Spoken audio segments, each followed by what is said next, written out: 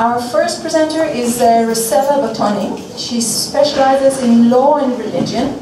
She wrote her PhD dissertation on the origins of secularism in Turkey, which received in 2007 the Arturo Carlo Giammolo Award for the best PhD dissertation in law and religion-related disciplines. She is currently an adjunct professor of Religious Factor and New Constitutions, Europe and Africa at the Faculty of Political and Social Sciences at the Catholic University of Milan, and an adjunct professor of Law and Religion at the Department of Political and Legal Sciences and International Studies at the University of Padua, Italy.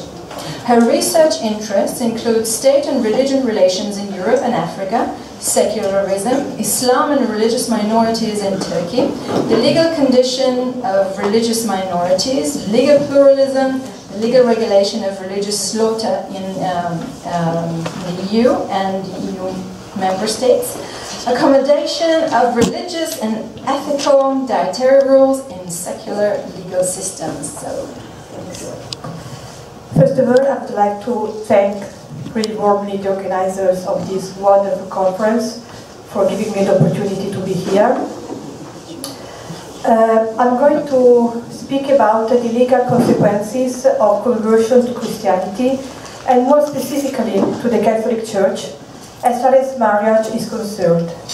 In the Catholic Church's doctrine, indissolubility is one of the essential characteristics of marriage, but conversion may provide the legal ground, the only legal ground for the dissolution of the existing marriage celebrated outside the Catholic Church and the celebration of a new one celebrated inside the Catholic Church. Indissolubility is a property of any type of marriage according to the Catholic Church, which nonetheless distinguishes between sacramental marriages, which is a marriage celebrated between two baptized persons. This is a sacrament regarded as a visible sign of invisible grace, matrimonium latum in Latin. And then we have a marriage between two unbaptized parties, or at least one of them is not unbaptized, which is not sacramental. Both of them are indissoluble, and indissolubility is such a strict rule that it may not be derogated for any human or social grounds like the interest of the spouses, the children, family or patrimonial relationships. The only ground which allows the dissolution of a non-sacramental marriage is conversion. So since the origins of the Catholic Church, special rules have been devised in order to ease conversion to Christianity through the removal of the obstacles posed to a convert by his or her marriage contracted before conversion. I stress this point. These rules apply to men and women alike, so husbands and wives. We have three types of rules, and any faithful, under certain conditions, has the right to request the application of these rules. The first rule is the Pauline privilege, which is grounded on a passage of Paul's first epistle to the Corinthians, where he discusses the problems posed by those who were already married at the moment of conversion and whose spouse remained unbaptized. St. Paul makes a statement on his own authority. This is important. He says, I say, not the Lord. So Paul says that if the unbelieving one lives, let him live. Let him live, but as I said, it could be also let her live. And according to this passage, if an unbaptized person is not willing to live in peace with his or her spouse after the latter has been baptized, then marriage may be dissolved. Paul does not talk anywhere about contracting a new marriage. This is the result of interpretation, doctrinal elaboration since the 1st century. So the point with the Pauline privilege is not dissolving the previous marriage, but entering a new marriage. How can this be justified from the theological point of view? The prime interest is the safety of the soul. So, if I remain married with a spouse that hinders my process of conversion, my new life in the Christianity, then to protect this superior aim of salus animarum, then the previous marriage may be dissolved, and it may be dissolved because it is not sacramental for the Catholic Church.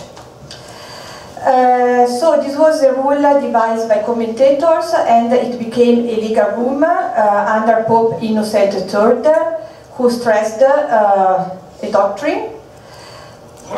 First point, indissolubility, total indissolubility only applies to sacramental and consummated marriages, whereas a valid but non-sacramental marriage bonds may be dissolved thanks to the Pauline privilege. An example. Bishop Hugo of Ferrara posed a question to the Pope. There was the case of a sacramental marriage. One of the spouses had become heretical, and the other spouse asked for the dissolution of the marriage bond because she said that she could not live her faith with this type of spouse. So Bishop Hugo Ferrara asked the Pope if this situation allowed the application of the Pauline privilege, and the Pope said absolutely no, because this type of marriage is sacramental, that is celebrated between two baptized persons, and consummated. Dissolution may only be granted in case of non-sacramental marriages. But of course there are also practical reasons other than theological reasons, because if a dissolution were granted, this might tempt dissatisfied partners to become heretical just to free themselves of their Christian partners. And thus it would open up the gates for a flood of divorce. So let's see the difference. In one case, conversion is the legal ground for dissolution, because in this case I have conversion to enter the Catholic Church Christianity. In the other case, conversion may not be a ground to dissolve marriage, because in this case I have another type of conversion. I have a situation where I have exited the Catholic Church. The new canon of canon law has confirmed these rules.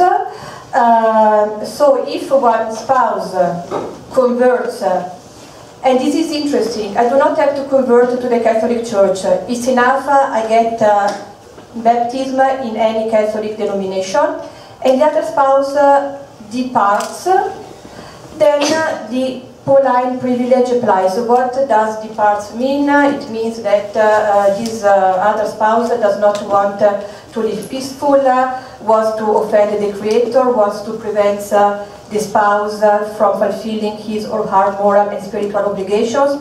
And how do I know if the other spouse wants to depart? I know it through an interrogation, which is usually made by the local bishop. So here are two critical points about the Pauline privilege. A formal act declaring the dissolution of the previous marriage is not required. I do not have a tribunal, I do not have a judgment. Dissolution takes place de facto in the very moment a new marriage is contracted by the baptized party. Just imagine, I do not have the time to go into this, but maybe we can talk about that in the subsequent discussion. Just imagine how secular contemporary states can face this situation. Second problem, the unbaptized person will continue to remain in the marriage bond until he or she will contract a new marriage. So we have a very awkward situation. The right development in the 16th century, the age of exploration led to colonial expansion, which in turn led to the growth of the church's missionary activity. Missionaries met two types of potential converts. polygamous people and slaves, but polygamy and deportation posed special problems which could not be addressed only by relying on the traditional rules of the Pauline privilege. So the popes had to issue specific rules which in the 20th century were extended to the universal church. First situation, polygamy. Let's imagine a husband with 20 wives, and the 20 wives are happy to continue to cohabit peacefully with the converted husband. But the thing is that for the Catholic Church, and not only for the Catholic Church, of course, polygamy is unacceptable. So, we have two different situations. A situation when the husband does not remember who he married first, because according... Yes, and of course it can be very convenient not to remember the first wife, so that you can choose the one you prefer, which actually happened. So, in this case, he has to choose one wife, of course, just one, and to dismiss the others. Then we have a different case, the case of a guy who remembered who was the first wife, but he wanted to remain with the one who was baptized with him. These rules, which seem very, also maybe finally something like belonging to the past, are very topical in fact, because this is a very critical issue for missionary activity, especially in sub-Saharan Africa. So these rules still have an importance and continue to be applied. So the rule is you are a polygamous, you convert, you should remain with the first wife. But if you, okay, they don't say if you don't like your first wife, because they cannot say that, but they say if it is hard to remain with the first wife or husband, then you can choose another one. And this is interesting, you can choose also one who is not baptized.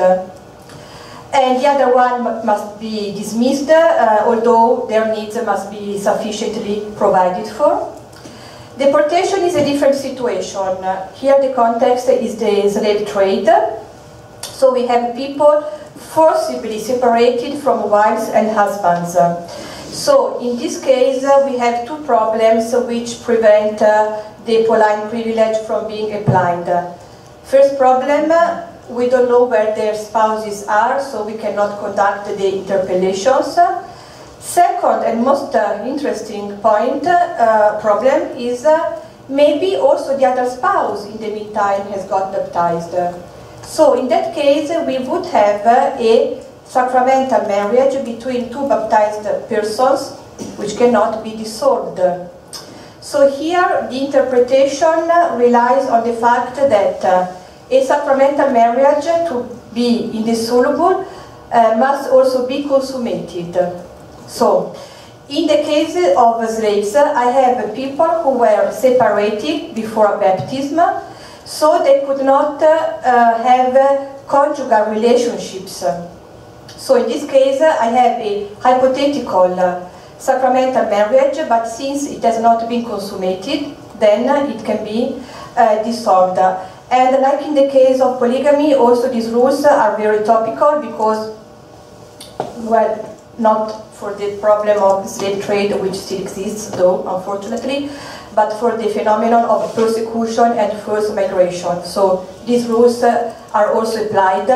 And here again, the principle is only in case of captivity or persecution, a person who receives baptism in a Catholic Church may have her or his previous marriage dissolved and the new one celebrated, even though the other party has received baptism in the meantime, because baptism makes the marriage sacramental, but because there has no been consummation, then the marriage is not perfectum. The last type of dissolution, and I'm about to end, just a couple of minutes, the so-called Petrine privilege, which is very new. The first official document dates 1934. Petrine because it relates to the exercise of papal authority to dissolve a non-sacramental marriage bond. And scholars, if we look at any handbook of canon law, at least in Italy, but the same applies to Spain and France, there is a title, the so-called Petrine privilege. So-called because, in fact, it is not a privilege. Privilege is an exception to the general rule. Whereas here, and I will explain that in my last 2 minutes, whereas here I do not have an exception, but I have the ordinary exercise of papal authority. Let me explain this.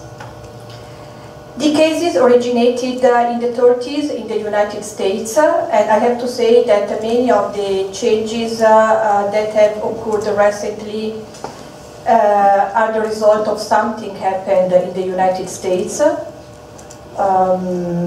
So here we did not have the case of an unbaptized person receiving baptism, but we had the case of a person who had received baptism in a Christian church other than the Catholic Church, who converted to the Catholic Church and wanted to have the marriage contracted with an unbaptized person dissolved. Of course, you always need to have a specific condition. You have to prove that this marriage poses a danger to your faith.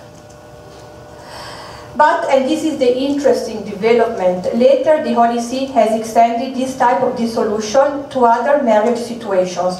And this type of situation again poses critical problems to contemporary secular democratic states.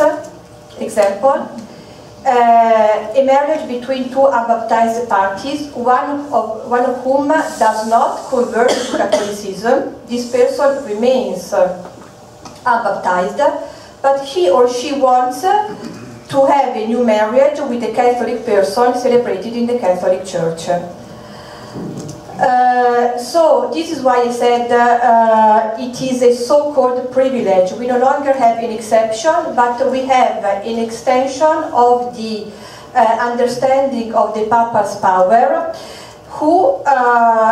which is regarded as applied to any type of non-sacramental marriage, and this is very interesting, I think. This power concerns not only baptized persons, but all human beings. So, I stress this point.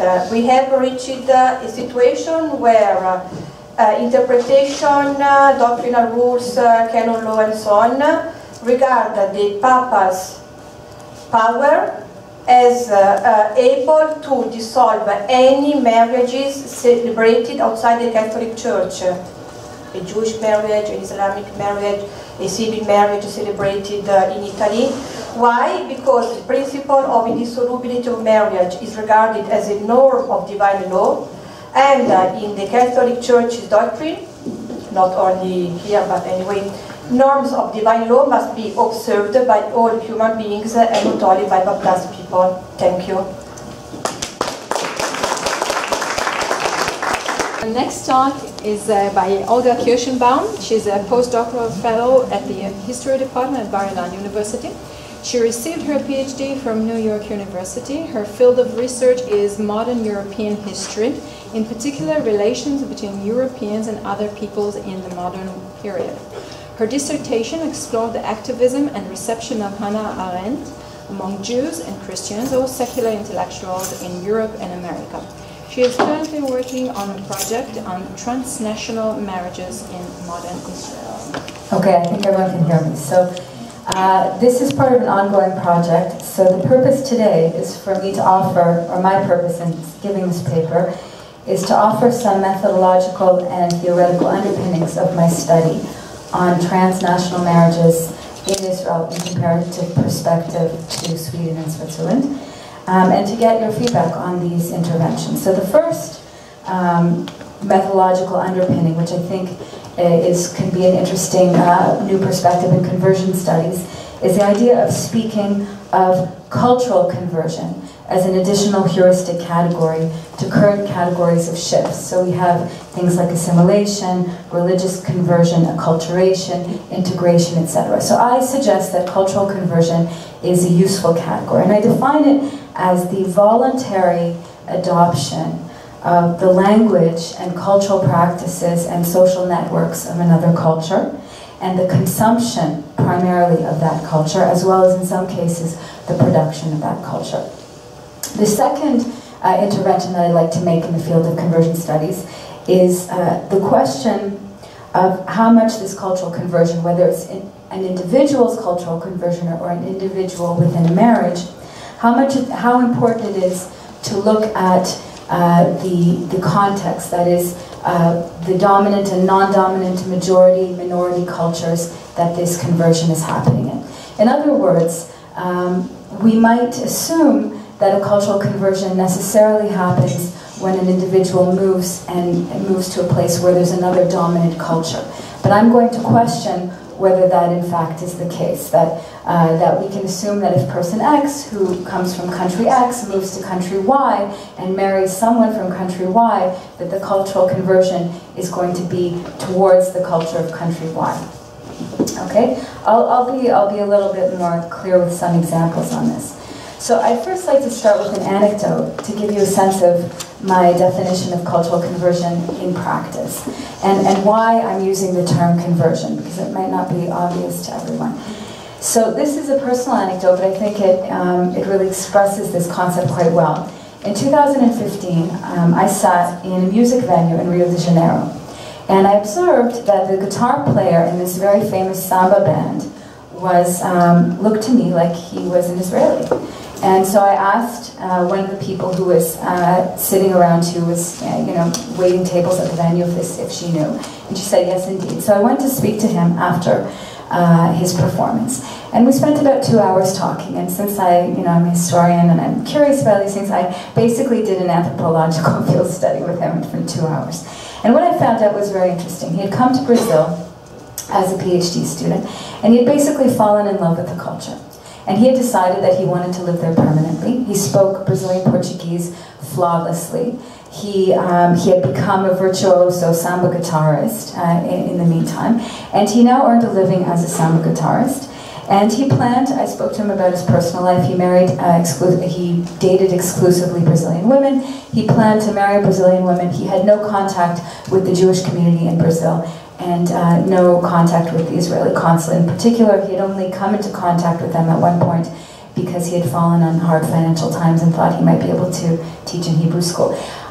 Something that was a bit strange to me, considering the fact that he said himself that he didn't really have any interest in Judaism and he didn't plan to raise his children as Jewish. So when I spoke to him, I didn't ask this man if he considered himself to be a cultural convert at the time. But if I met him again, I would. And I actually, this is a question to you in the audience, would like to, if he denied being a cultural convert, I'd like to sort of question whether his subjective identity and whether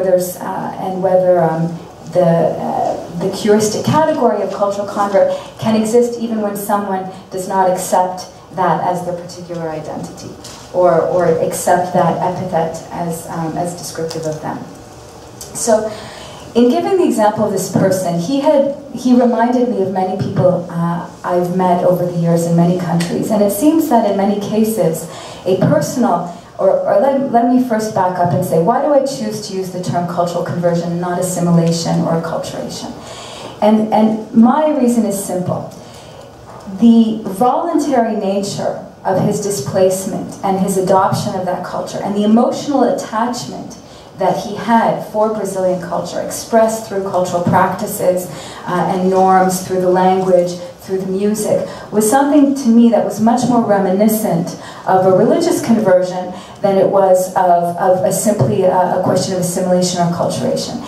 And this actually goes to the second intervention that I wanted to make, which is that he also did it voluntarily. He was not in a situation where he was from a minority subculture, living in majority culture, and he went over, he did a kind of, or shifted, or sort of fell into the majority culture. Rather, he by himself made this displacement. So I bring up this example to suggest that when we're looking at transnational marriages, that it may be useful to consider the category of cultural conversion when looking at either one of the spouses. along with other possible categories in examining this type of marriage. And I want to say that this current study came out of several years of observation of just this type of transnational marriage. I'm going to just briefly define to you what the terms are in my study for transnational marriage. I include anyone who's Israeli, who's married to someone who does not initially have Israeli citizenship, they may have acquired it, and who does not have access to Israeli citizenship through any kind of ethnic or religious tie. And when I'm in the study, I will include under Israeli citizenship, of course, Jewish and Palestinian Israelis. I'm not going to include smaller groups like Greeks and Armenians. And I want to give you a few examples of the types of people that I've seen that have led up to me considering how I've built the study, to give you a bit of an example and to come to my second intervention. So, one couple I met, these are all people I've met over the years, and I've met, over, I would say hundreds now at this point, living in Israel. One couple were speaking Chinese together at a cafe on Rothschild, and then I started a conversation with them. She was Chinese, he had lived in China many years. They spoke Chinese to each other, and her Hebrew was faltering. When I was at the Canadian Embassy, I met a woman of European ancestry who was getting a Canadian citizenship passport for her son. And she was married to an Israeli, so I began a conversation with her. And her husband had told her that he was actively looking for a non-Jewish, non-Israeli wife. And both of them are in high tech, and they had met at a conference. And they were raising their children speaking English, and her husband was hostile to her doing a religious conversion. And that most of their friends were Israelis married to non-Israeli women in Israel, and many of them had left. I met a different case of a man in Jerusalem who was an architect whose wife worked with him. She was French. These are all people, again, who have not converted to Judaism. I will also give you some examples of Palestinian Israelis who have not converted to Judaism. So she did not convert to Judaism, but she spoke Hebrew with him in the home. They celebrated Jewish holidays in the home. He considered his children Israeli. I have also cases of people who are queer. A friend of mine she is of Kurdish Jewish heritage. She's observant. Her girlfriend of many years now is Danish. They speak English together, and her girlfriend is culturally Christian, though secular, and she and the Jewish partner celebrates the Jewish holidays, including Shabbat, regularly, but they have a partnership together. These are, I can go on in terms of examples, and what I think you've already gotten the gist of in these examples, which have been, for me, the basis of the categories of my study, is that it seems that aside for what I've seen anecdotally is a preponderance of men with Israeli citizenship married to non-Israeli women, and a preponderance of European or European-educated non-Israeli partners, that actually there's quite a number of differences. There are differences in their common language. Sometimes it's Hebrew, sometimes it's the language of the foreign partner, sometimes it's a third language, like English. There's differences in their approach to religion. Sometimes both partners eschew it altogether. Sometimes there's traditional practices. Sometimes there's hostility towards religion of one or either of the two parties. There's differences in their background, in the ethnic background, and in the cultural background even of the Israeli party and of course, of the non-Israeli party. And there's also significant differences in how they met. In some cases, the non-Israeli party came to Israel out of curiosity in a student program, stayed there, and then met their Israeli partner. In other cases, the Israeli partner had lived abroad for many years and brought back to Israel their partner from abroad. So if I'm to bring these two concepts together, the concept of cultural conversion and the question of, if you will, the cultural context of majority versus minority, hegemonic, non-hegemonic cultures, I'd like to say the following things. I think that there's today a debate in Israel a little bit about these transnational marriages that doesn't quite match the reality that I've seen and that I'm building my study to examine. And the debate seems to be between a faction in Israel that is in favor of secular marriage here and that sees mixed marriage as a sign of Israeli openness and pluralism on the one hand, and a traditionalist nationalist faction that sees these mixed marriages as a kind of betrayal of traditional culture or religion. And it seems to me, in fact, looking at the range that I've seen already, that neither of these two sides really understand what's actually going on. Because for those who see mixed marriages as a form of cosmopolitanism or pluralism, in my experience looking at these many couples, many of these couples have much in common, right? So in fact, the mixed marriage may seem to cross ethnic lines, but there are many cultural or linguistic similarities. And those who take the national approach or the approach of the importance of keeping tradition often ignore the extent to which the partner who lives in Israel may in fact de facto be living out the traditions in various ways in Israel. So how am I building my study? What I've decided to do is that I'm doing a kind of sociological profile of both partners. So that includes looking at the language that they grew up in. So doing a profile of what their patterns of cultural consumption, their use of language, their religious background before they married their partner. So doing a kind of biography of their cultural and educational and religious life. Looking at how the partners meet each other, so for both sides. And then asking them as they've been living in Israel, what are the patterns of what languages do they speak, what culture they consume, again, internet, television, novels, film, other forms of practices, what religious or holiday practices that they have in the home, and also if they have children, how they're raising their children. And I'm curious to see, and since I'm not finished with this project, what I'm really trying to identify is if we can see through these patterns, this will be an in-depth questionnaire for about 200 people, whether we can see patterns along gendered or other lines among these transnational marriages. And I'm also going to have a quantitative aspect to the study, which is that we have through the Ministry of the Interior access to data. It's limited in some ways for the data on marriages that are registered in Israel that have happened abroad, but of people who are living in Israel. So I think that the other thing that I wanted to examine in relation to this question, finally, is this point of majority culture and hegemonic culture. And I just want to see how much time I've left. I think about 5 minutes. Okay. So what I've noticed. Okay, good. So what I've noticed from the examples so far is that it seems that the assumption that the cultural conversion will happen according to what the majority culture is on the ground may not be true for the case of Israel. And I wonder whether it will also be true for other smaller countries. And what do I mean by that?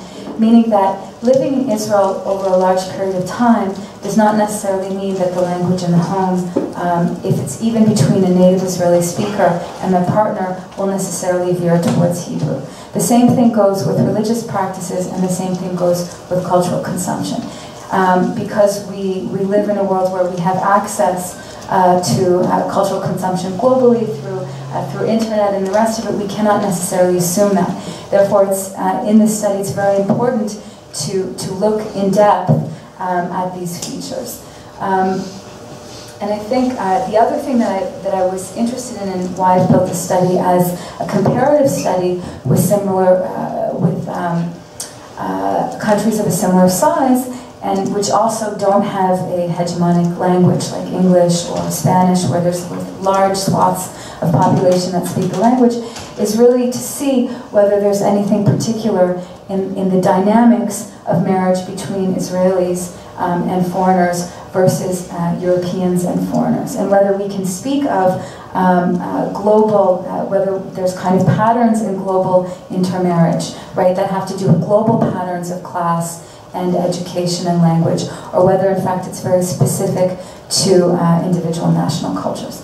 So these are my thoughts, and I'd be happy to hear what you think about the heuristic category of cultural conversion and how I've built this study. Our next speaker is Gabriella Licsko. She's a doctoral student at the Charlotte and Jack Spitzer Department of Social Work at Ben-Gurion University of the Negev.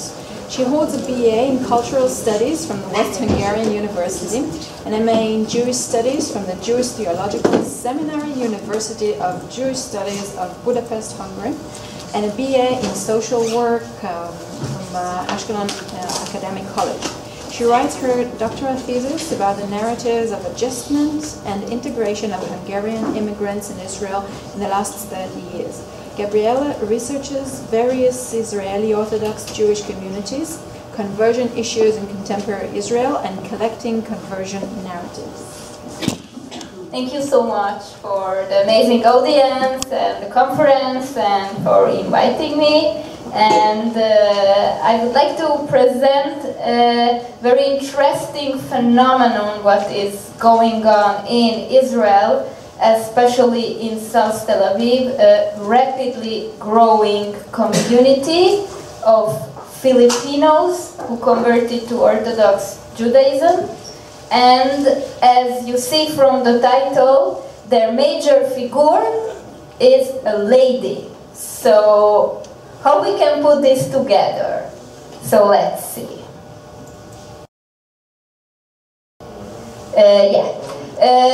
I would like to tell you first about, she's Rabbinate Hannah, and now we are going to the Philippines.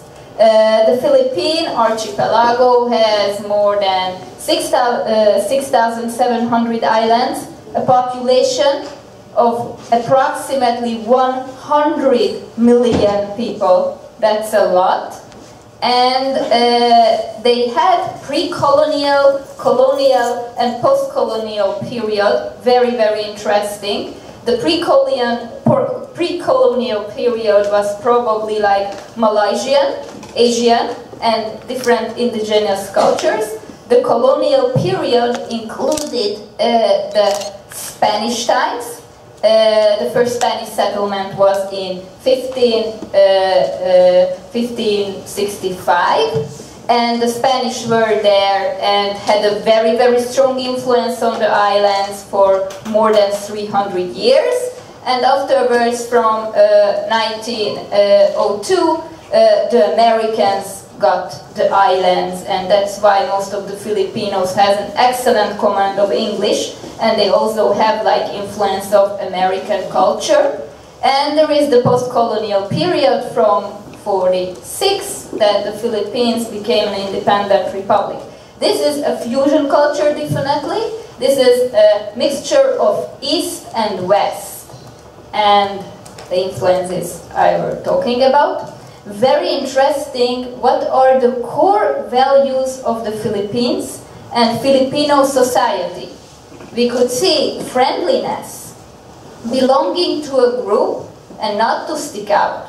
So it means that it's good if you are individualistic, but it's even more accepted if you are belong to a group, especially to a small group. And they think that basically a harmonious society is built up from like the cooperation of small groups of people. Taking care of others, it's also one of the core values. High importance of the family, taking care of the elderly. Almost no old age homes in traditional Filipino culture. Respect of women. Women, even before the colonial period, could get to very high ranks, even in leadership, and they could be even religious figures. And if we going into this even more deeply, it's even exists today. And there is another very important core value, religiosity. They are very, very, very religious. Approximately 10% of the population is living and working abroad. It's a huge diaspora, 10 million people mostly in the United States, many of them in Saudi Arabia. There are also many in Singapore, so on and so forth. In Israel, there are like 30,000 Filipino registered workers. They are migrant workers, mostly taking care of the elderly, and they are very looked after because they many times highly skilled professionals in the caretaking, either nurses or like even doctors, but basically nurses, and 6 times more women than men.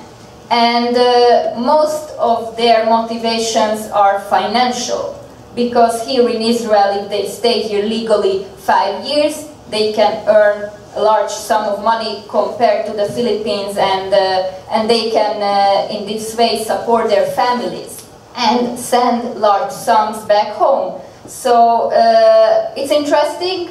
They say that legally there is approximately 30,000. There are much more in the country because some of them just don't want to leave. And there were Jewish roots in the Philippines, and there are still Jewish roots and Jewish practices in the islands. And the first cases were the arrival of the crypto-Jews, the Marranos. This is started from the 16th century until the 18th. Of course, the Philippines were Spanish colony, and the conversos, Marranos, or crypto-Jews, all of them are like one. They ran away from the potential persecution of Spanish lands. They arrived to the Philippines. Sometimes it was not so far away, so certain persecution even reached them there. And afterwards, American Jewish military business personnel arrived, and what is very interesting, the Philippines accepted hundreds of Jewish refugees fleeing from Nazi Germany and Nazi regime. They wanted to accept 10,000 Jews, but it was not doable because it was a Japanese invasion. And a lot of Filipinos also suffered during that time. And the Philippines was the only country in Asia that voted for the establishment of the State of Israel in the UN.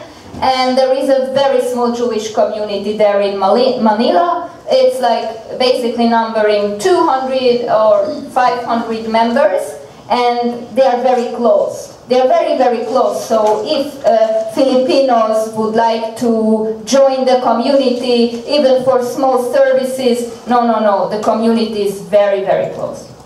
Okay, so here I would like to illustrate my case with a family, the Machiya family. They came from the Philippines, a very, very high standing family, upper middle class, and they chose Judaism, and they slowly moved away from Catholicism, and their choice was really a heavy one, because they exchanged a very high social status and economic status to basically persecution by the authorities in Israel, but on the other hand, they built up a tremendous social network, and in the informal sphere, many people loved them and helped them. So it was really two-sided. Start the story. Here we see in the middle the old lady. She is Ruth. She was the first convert to Orthodox Judaism from the Philippines, and she started to interested in Judaism like 30-40 years ago, and against all odds she came to Israel and converted. So her nephew used to be called Joselito, and Joselito was a student of pharmacy in the University of Manila, and lived with his great aunt. So the great aunt largely influenced him, and he also started to interest in Judaism.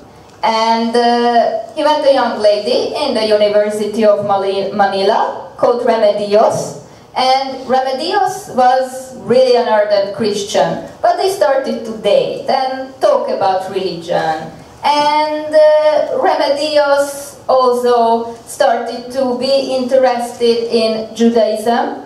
And when she told it to her grandmother that she's dating a boy who is from Chinese descent and he wants to be Jewish, so the grandmother said, you know what? I need to show you certain things. She didn't know any stories, she didn't have an identity, but she had certain artifacts. And we could see what. So it was really likely that Hannah is one of the descendants of the Bnei Anusim. This is about the narrative of her. She said that she remembers as like a small child that the grandmother lighted candles in Friday, but she didn't tell it why, she didn't even know it. The grandmother didn't eat pork in Friday night, in other days, yes. They found a Hanukkah in the cellar. It's just a special candelabra. She didn't know what is that. Even the grandmother didn't know what is that. She said, I inherited and my grandmother said to keep it, but keep it in the cellar. Typical crypto-Jewish saying, don't talk to strangers, don't reveal anything. So I said that when memory and identity and continuity is in the exile and fading away, the connection to a long-lost identity is generally preserved through artifacts and strict customs that they don't even know the reason for. Okay, so there is a high possibility of Jewish roots in this ex-Spanish colony, not only in Hana, probably by many people. So, in a nutshell, the conversion story: Remedios became Hannah, Joselito became Eliezer. This is the names, Jewish names, what they chose. And they had a desire to convert to Orthodox Judaism and come to Israel, because in the Philippines they started to be outcast by the neighbors. Why you're not coming to church? Why you are not coming to a pork dinner? So they said, okay, we have to go to Israel. But in Israel, they seen a family. They were not migrant workers. They were a well-standing, upper-middle-class Filipino family, want to be Jewish. It just looked very, very strange. So, again, in a nutshell, it was very hard for them. And the rabbinate, the chief rabbinate, did not want to convert them. And it was like a 10-12-year story that they finally converted. First their children converted, who were studying in Israeli Orthodox schools because the heads of the schools accepted their children. So first they converted by the chief rabbinate, but the chief rabbinate did not want to convert the parents. So I show you why. Because there are differences, major differences, even between Orthodox Jewish conversion in Israel. There is the classic conversion of the chief rabbinate, and the chief rabbinate requires citizenship, usually. And if somebody is not a citizen, they require recommendation letters from the community of origin. But you will not get it from Manila. Definitely not. So, what you can choose from? Independent, ultra-Orthodox religious courts, situating usually in Bnei Brak or in Yerushalayim. And many times they are more liberal bureaucratically than the chief rabbinate. They just require even stricter observance. And there are also independent religious Zionist courts, usually in Gush Etzion, but they are quite new. They're quite new phenomenon, so they were not really existing 10 years ago. So I'm asking the question again that is the conversion to Judaism in Israel, and even the Orthodox one, is only a religious conversion and a religious act, or have other factors as well? I think yes, and many of the rabbis say yeah, even. And many of the converts feel it the same way. And thank you so much for Olga about the cultural conversion, because I think that any conversion is a cultural conversion as well, but especially here in Israel.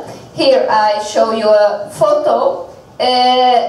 The gentleman with the long beard and the black hat, he is one of the dayanim of one of the Bnei Brak religious courts, rabbinical judges, who helped to convert the family and stayed in touch with the family until now. And we could see in the middle one of the other gentlemen from the Philippines who converted, and the other side is Mr. Finkel from Jerusalem, one of the benefactors and supporters of the community. So the Machiyas, after they converted, they did not stop. They are from the Philippines. They want a community. They want to help to other people. So they initiated an informal network of people and friends. Some of them arrived alone. Some of them were spouses of Israeli, generally Sephardi men who looked for an Orthodox conversion.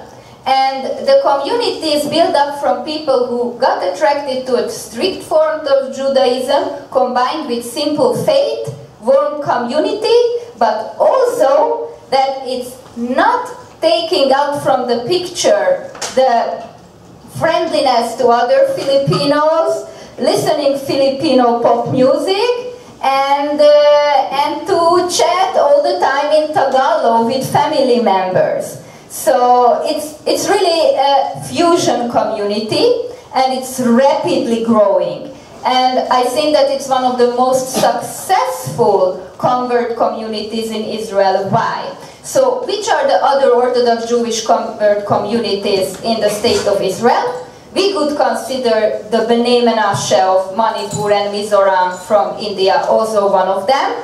The Bnei Moshe, Inca Jews from Peru. And there are various Dutch and South African convert groups, especially in Susia, in South Har Hebron.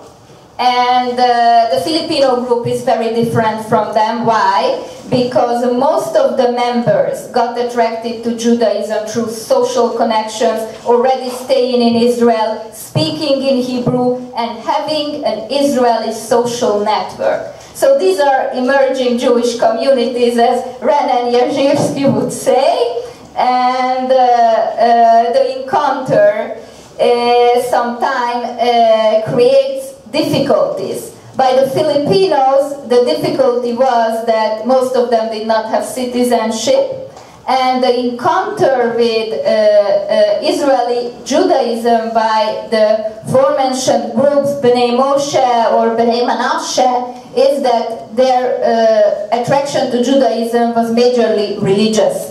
And they did not really know anything about Israeli culture and Israeli society, and even about Jewish society. So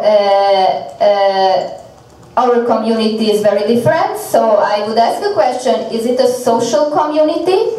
And I could say yes. And even though that they are converted to a strict form of another religion, but they didn't need to change so much their culture and so drastically to adapt to the informal circles of a new society. How come? I say informal circles because the formal circles of Israeli society is a little bit difficult for them to connect, but informally they are quite accepted. So I could suggest that this fusion culture, what they have between East and West, basically encountered another type of East and West combination, because we could say that Israel is also a combination of East and West. There are Ashkenazi, Sephardi culture, Arabic culture, like so many things are merging together. And yeah. So I would like to talk about social capital. There are different type of capitals. We know that the Magyas lost their economic capital completely. But social capital, this is another form of capital, and Pierre Bourdieu made like a very, very large study about this. And social capital, which is based on connection and networking, is one of the most important form of capital, but it could be divided into subgroups. So there is the bridging social capital, which bond of connectedness are formed across diverse social groups. It means that if the group has bridging social capital, this community basically has the chances to connect to Israeli society. And even they are Orthodox, they could connect to the secular as well. The secular will not come to their inner circle, but they have connection with them, and they have like a good relationship. There is the bonding social capital, and this is for homogeneous groups from within. It means that they can connect to the Filipino culture in Israel. Again, the core group are the Filipino Orthodox Jewish converts because they have a special common faith and common origin. But they can also connect very well to the Catholic Filipinos in Israel. And I researched this group for more than 10 years, and I've seen by their family gatherings or even by their Shabbat dinners, other Filipinos with like big crosses in their necks. They just don't have a problem with it. They just said like, please don't talk on the phone in our table, just go outside. Okay, linking social capital. They are completely lacking it, even still today, because linking social capital refers to vertical relations that help individuals gain access to resources from formal institutions for social and economic development. Building linking social capital implies the need for government intervention to implement policies to grant new immigrants citizenship and help them access formal resources. This is very hard in terms of this group, but they have the other type of social capital. Orthodox South Tel Aviv is a very interesting phenomenon. There is a society on their own. The Shchunat HaTikva neighborhood is very well known for the Israeli part of the audience. This used to be that neighborhood in Tel Aviv that your mother said to avoid unless you want to eat shawarma. And there were a lot of criminals and the people not really from the highest ranks of the society. I tell even today, it's changing. It's definitely changing, but they could connect. They are integral part of the community, because in this community, to become Orthodox means that you have discipline. You have a plan for your life. These people usually who live in that shchuna, this neighborhood, they have economic hardships. They also have a certain type of social othering. So these Filipinos who live in the community, they could connect to them, and the neighborhood people also connect by vice versa to them. They also very much connecting to the Sephardi Mizrahi community. Their origin is also Eastern. And the Sephardi Mizrahi community is more a traditional society and historically less or no extreme secular or extremely religious as some by the Ashkenazi communities were. And the importance of family and community is very, very much has a point. So I just would like to ask 3 other more minutes and I'm finishing. So here we see a very interesting thing. Rabbinate Chana. What does there mean, Rabbinate Chana? Who is called Rabbinate? Rabbinate is generally a rabbi's wife. But Rabbinate is also a title of a very important woman in the Orthodox community. It means that if you tell somebody professore in Italian, it's very respectful. And she's the central figure of the community, the lady, not the husband. And she is the Magna Mater.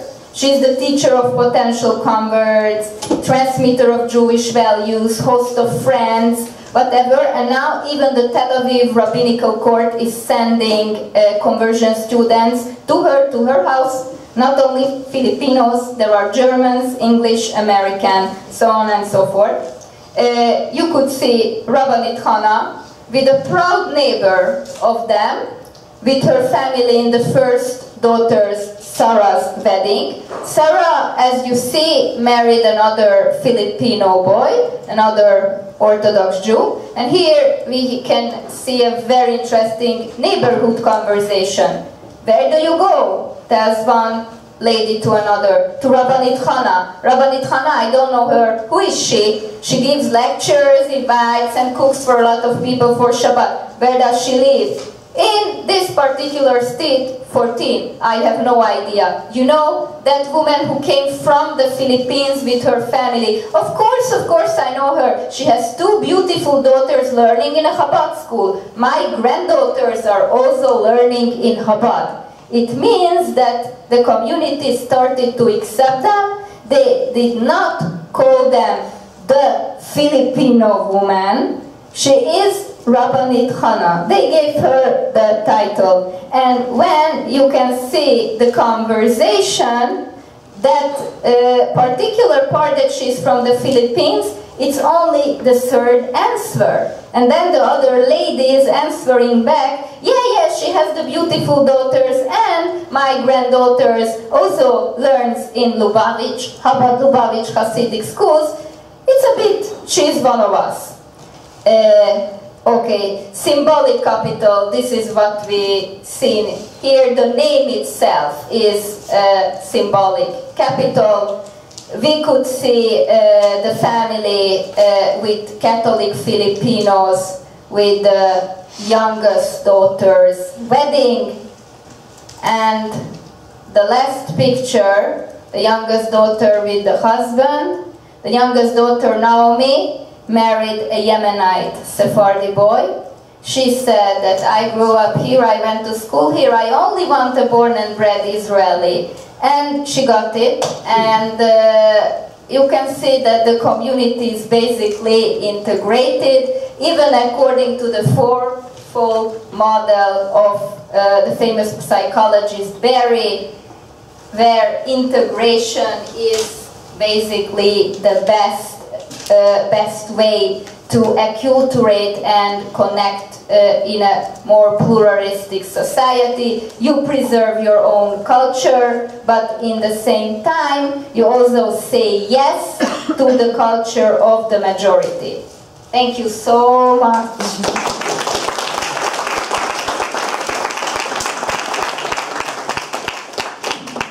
Thank you, Gabriella. And our last presenter is Alon Goshen-Gottstein, who is acknowledged as one of the world's leading figures in interreligious dialogue, specializing in bridging the theological and academic dimension with a variety of practical initiatives, especially involving world religious leadership. He is both a theoretician and activist, setting trends and precedents in the global interfaith arena. He is the founder and director of the Elijah Interfaith Institute, formerly the Elijah School for the Study of Wisdom in World Religions, and its rich website is testimony to his many and varied activities. A noted scholar of Jewish studies, he has held academic posts at Tel Aviv University and has served as director of the Center. Ben-Gurion also, more important. Also the Ben-Gurion University. Oh, not mentioned here. Ah, I should have. At the Center of the Study of Rabbinic Thought, Bet Moasha College, Jerusalem. A multi-volume series of interfaith studies edited by him is published by Lexington Books. He has published several monographs and many articles. His most recent publications are The Jewish Encounter with Hinduism, Wisdom, Spirituality, Identity, and Same God, Other God, Judaism, Hinduism, and the Problem of Idolatry, both published by Palgrave Macmillan, 2015. Well done. The floor is yours. Thank you so much. We're talking about family. My wife pointed out that contrary to most panels that are organized that are men only because they represent religious leadership, I'm the only man on this panel. She was wondering whether this is a sign of future polygamous forms of academic discourse. I myself was wondering about the relationship between my panel, my subject matter, and the panel on family. There is no connection, but as a hermeneut, I always have to find the connection.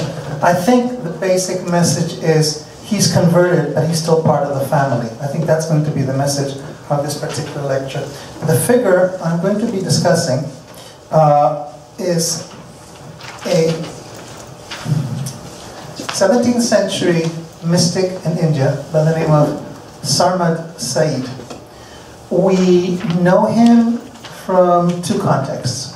One context is because he contributed the Jewish chapter in a contemporary 17th century encyclopedia of comparative religions called Dabistan. The Dabistan, I'll say more about it as we go along, is the work of a certain Zoroastrian offshoot religious group that espoused religious pluralism. And Sarmad wrote the Jewish chapter. The Jewish chapter consists, on the one hand, of the translation of Parashat Bereshit into Persian, making it the earliest, or one of the earliest, examples of Jewish biblical translations into Persian. And on the other hand, various bits of information that appear in the first part of the presentation of the Dabistan. The other side of what we know about him has to do with his activities as a Muslim, or as he's presented as a Muslim. Anyone who's been in Delhi knows that right next to the Jamia Masjid there, which is the great royal mosque in Old Delhi, at the foothills of that, just below that, there is the tomb of a Sufi saint. That Sufi saint is none other than Sarmad. Sarmad was murdered by Emperor Aurangzeb. The Mughals went through several phases. Some of them were the most open, dialogical, pluralists, attempting to integrate India into a society with religious commonalities. Of course, most famous is Akbar, and his grandson, Dara Shikoh, who would have been king, but his brother, who was, shall we say, fanatic Muslim, that's how they like to describe him, he got the kingdom. Dara was a disciple of Sarmad's. So we have Sarmad as a teacher to the prince whom he prophesied would be king, who finally was not king. And just as Aurangzeb killed his brother, he also killed Sarmad. So Sarmad is an example of a Muslim martyr who was Jewish. And he is remembered and venerated to this day, not by virtue of his being Jewish. And the question that I'll be exploring is, what is the status of Sarmad vis-a-vis his religious identity? And to what extent does he maintain his Jewish identity, or is he, as most Muslim historians would consider simply a Muslim or a Sufi or a mystic?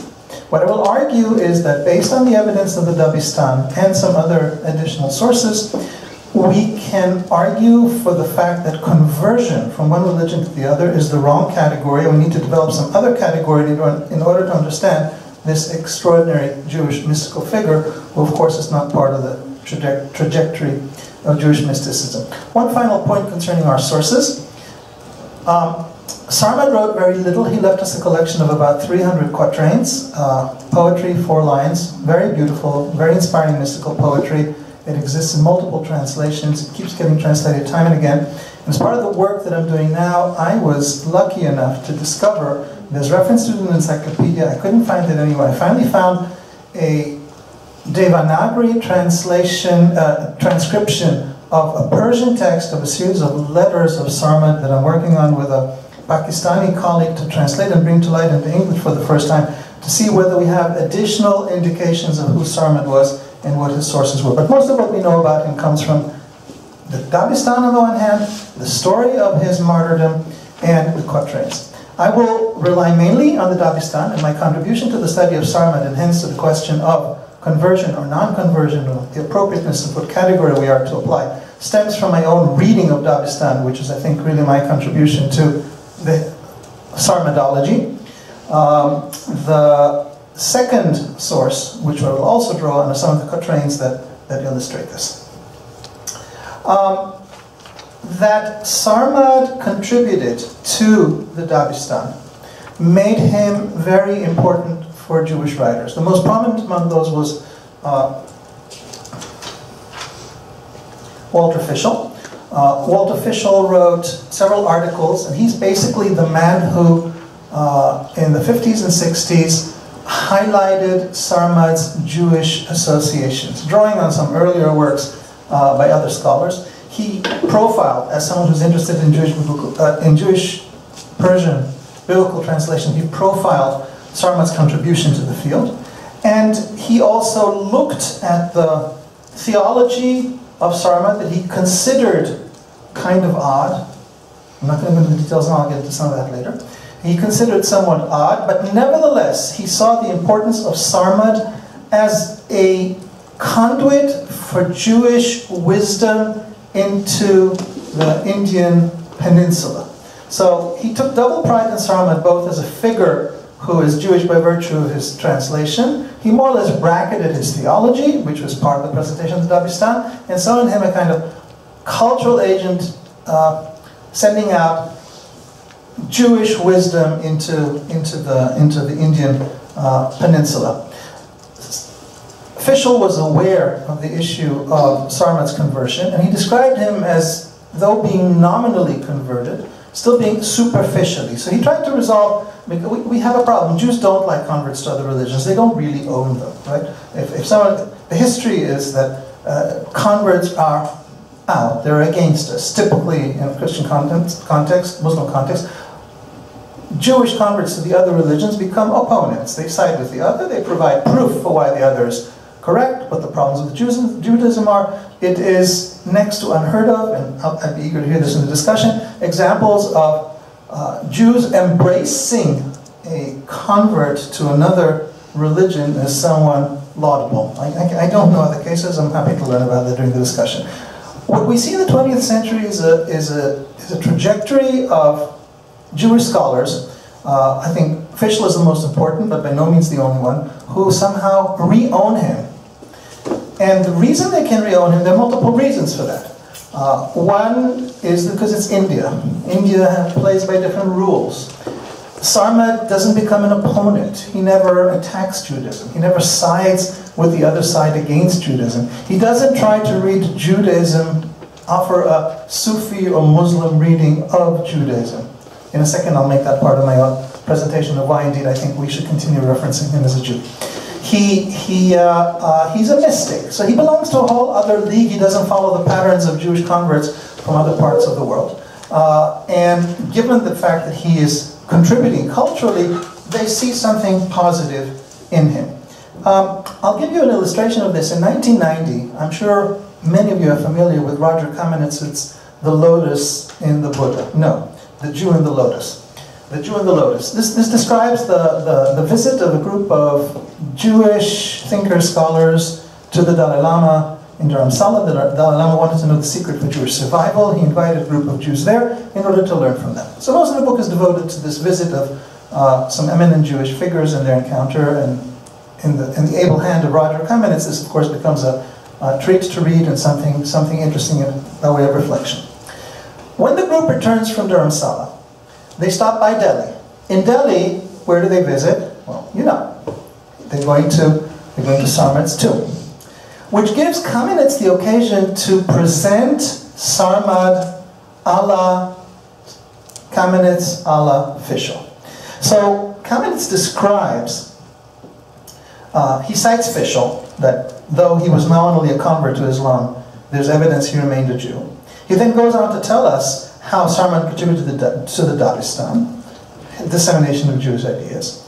And therefore, he takes it to the next step and says, therefore, Sarmad preceded us, in other words, the Jewish delegation, in Tibetan Jewish dialogue 300 years ago. So Sarmad, in Kamenetz's hand, has moved simply from being someone who is ethnically Jewish, or even an informative Judaism, to being a spokesperson for Judaism in the context of an interreligious debate, in the same way that this activity had just been conducted in Dharamsala.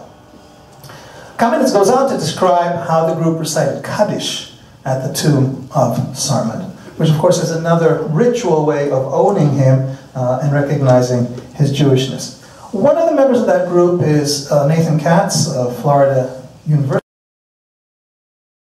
a figure who's contributed a lot to the whole area of Hindu-Judaic studies. So, Katz published an important article on Sarmad trying to look at his identity.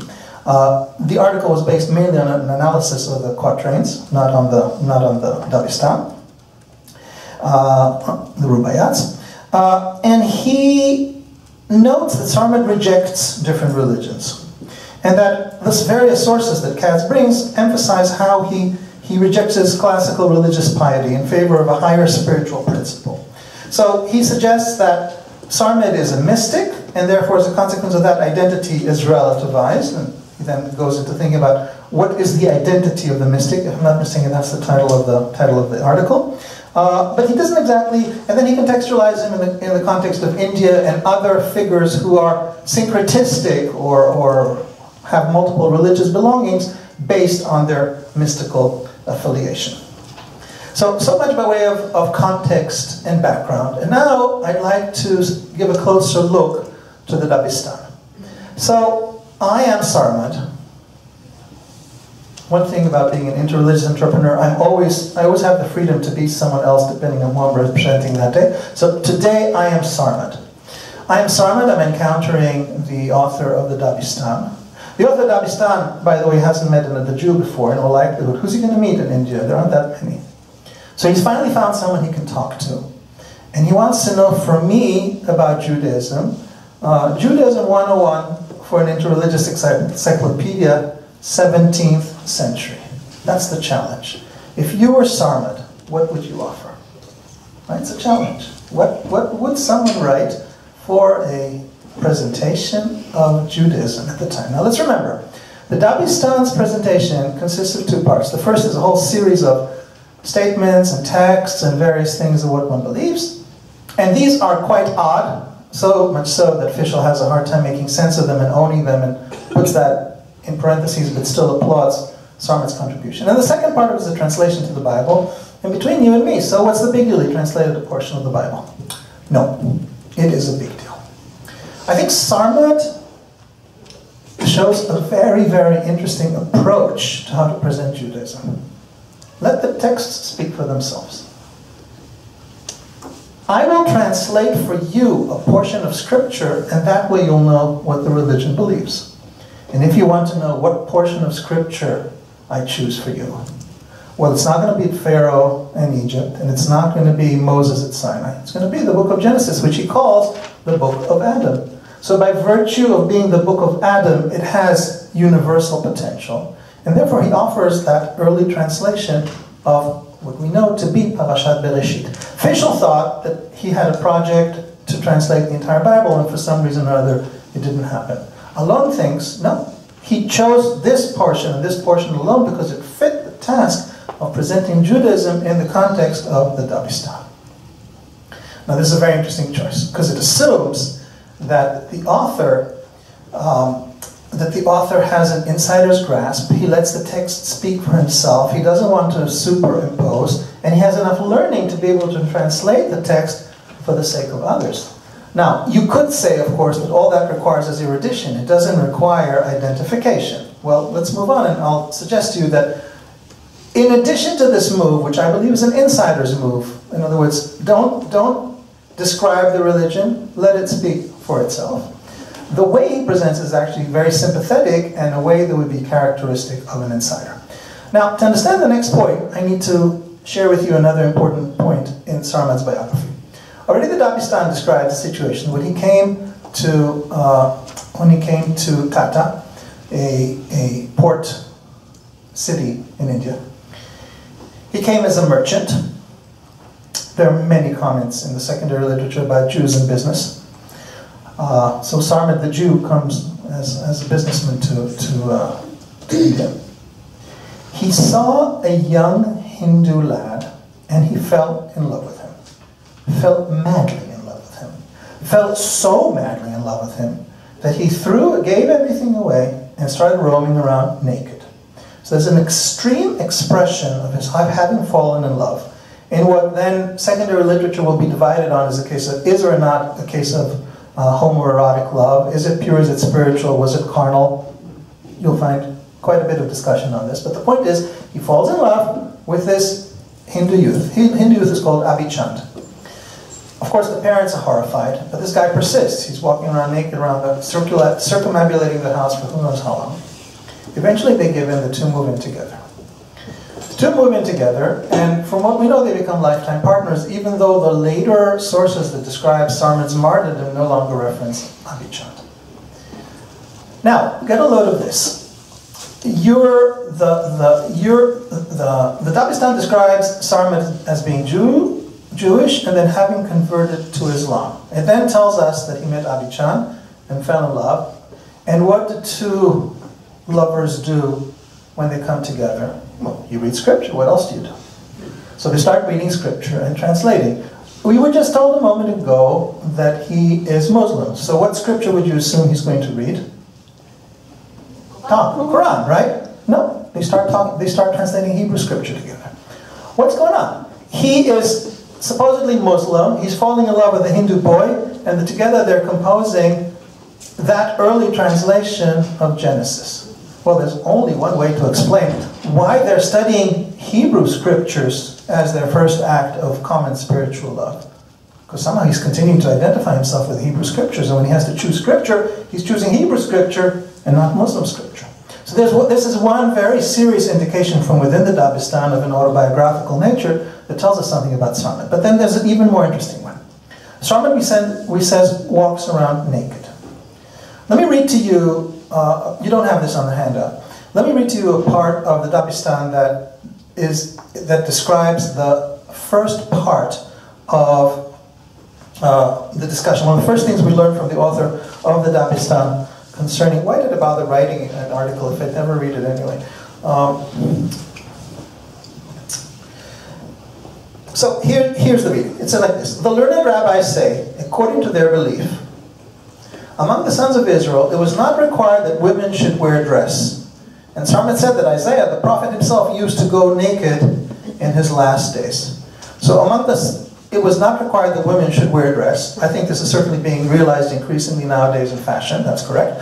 And yet, there's biblical and scriptural foundation that's offered for this.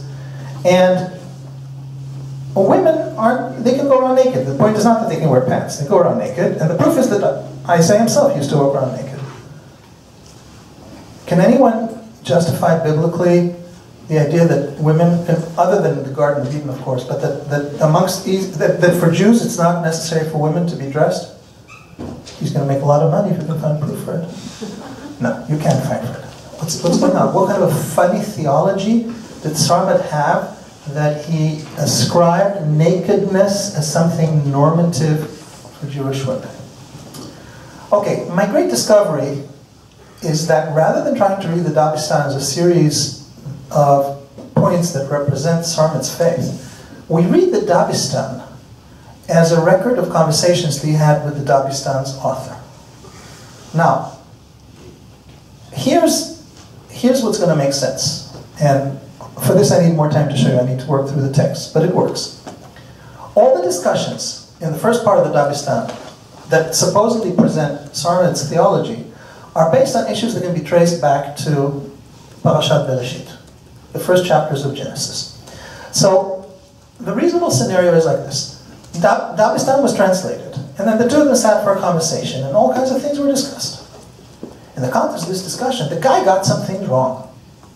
The fact that he attributes it to Sarmad doesn't mean that Sarmad said it. It means that they had a conversation about it, and we can somehow learn something about the relevance of this, either because it's relevant to the interpretation of the first chapters of Genesis, or because it's relevant to Sarmad himself. So we need to look at the topics, but we can't necessarily rely on the specifics of what's being attributed to Sarmad. Now, if the two of them are discussing nakedness, And the issue is not only the proof text from Genesis, but also the precedent from Isaiah. That means that, forget the issue of men, women, but there is a discussion of religiously based nudism. That much we can say for sure. Why would we have such a discussion of religiously based nudism as a legitimate Jewish value? Well, there's only one answer. Because Sarmet is nude. So Sarmet's translating the first chapters of Genesis. He's the informant of Judaism, and he's offering scriptural justification for his practices of nudity on Jewish grounds. Can you think of a better way of affirming your Jewish identity than to ground your rather unacceptable practice by the Muslim standards of the time, even though acceptable in other parts of Indian society, in Jewish sources? The fact that he grounds it in Jewish sources, wouldn't that seem to be proof enough of a kind of sense of deep affiliation? So, not only the choice of text, but what we're told about the translation project, the study project, what we're talked about nakedness. And then this goes on into looking at the various other aspects that appear in the text, all of which represent great faithfulness to tradition. So, excluding what I think are some cases where we can clearly show misunderstanding by the author of Dabistan, we have here a case of someone who, while officially Muslim, is continuing to speak with a Jewish voice that for him is authentic. It may not be representative of what we consider Judaism, but it certainly becomes the insider's voice, so much so that he grounds his own practice in Judaism. So now, let me try to contextualize this description of Sarmat. After all, we know that Sarmat is said to have converted to Islam, and yet he's acting as a Jew. How does we work these two together? To understand this, we have to move from the historical record to the editorial level and to understand better how the Dabistan works and what its theology is. And unlike my custom, I'm going to read a little. The Dabistan is the product of a religious group with a particular worldview. Research on Azar Kaivan, the founder of the movement, and on the Dabistan itself, present us with two interrelated possibilities for articulating a theology of religions and relating to the religious identity of the group. Daniel Sheffield speaks of the group as a quote-unquote actively pluralist religious movement. By pluralist is meant a recognition of the equal validity of all religious paths as manifestations of a higher truth. Even though the group has access to what it considers a superior form of revelation, the overall philosophy of the group is pluralist. This would justify the creation of an encyclopedia of religions such as the Dabistan on the assumption that ultimately all teach the same fundamental religious truth. Underlying the Dabistan is the ideal of universal religion, and individual religions are but specific instantiations of that universal religion. This understanding led to a particular form of multiple religious identity in the life of Mubad Shah, the author of the Dabistan. Due to persecutions, he and his faith community were led to adopt a double identity. Outwardly, they were Muslim. At the same time, they maintained their esoteric faith in the teachers of Azar Kaivan, a pluralist offshoot of Zoroastrian faith. The pluralist worldview found expression in different dimensions of belonging to two distinct faith communities. Now, when we go back to the description of Sarmat, I'd like to suggest that Sarmat, as presented in the Dabistan, practices multiple religious identity, and he is more than just an informant on Judaism. That's why it's so important for the Dabistan to present him as a convert. So, basically, the Dabistan casts Sarmat in its own light. And the description of Sarmat as a convert is an outcome of the fact that the group itself is living Marano kind of situation of outwardly converting to one religion while in secret continuing to practice another one. So it's very convenient for him to find a dual affinity with Sarmat. On the one hand, a kind of mystical view that's pluralist, and on the other hand, someone who in himself has more than one religious identity. So it's clear that he also functioned in the Muslim milieu as a Muslim figure. But did he really convert? The description of conversion is itself introduced into the story by people who have that as their part of their historical, social, and ideological reality.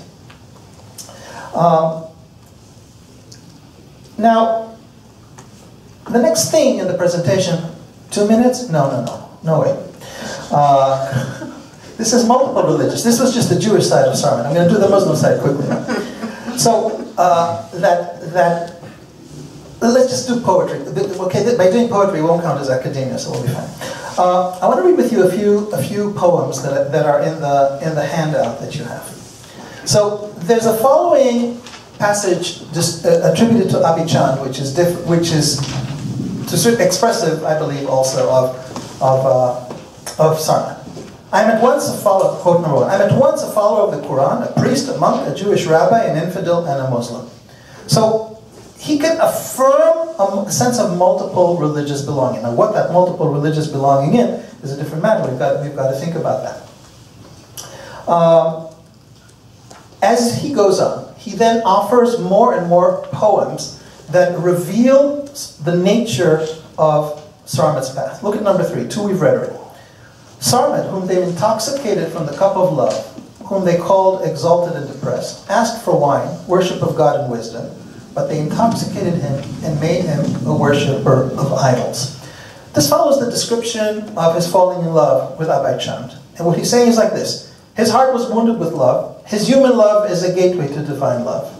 And through this divine love, he ends up becoming a worshipper of idols. This is corroborated by other rubayats that I think our chairperson doesn't want me to read, in which we see clearly reference to Hindu gods, so that Sarmad is not only following Judaism into Islam, but there's a clear Hindu connection, certainly initiated by his relationship with Abichan. So there's a reciprocity. Abichan becomes quote-unquote Jewish, and Sarmad becomes quote-unquote Hindu. And one more. Sarmad, they scorned thee, treading alone the lane of love amidst the town of Judah's creed. So he's walking the town, he's walking the lanes of Judah's creed, Judaism. But he's looking for the lane of love, and he finds himself alone. He doesn't find the love of God in Judaism. And the same for the faithful followers of Islam, then also the votaries of Ram. Lovers of their small selves alone thou found mostly, and very few of the one self.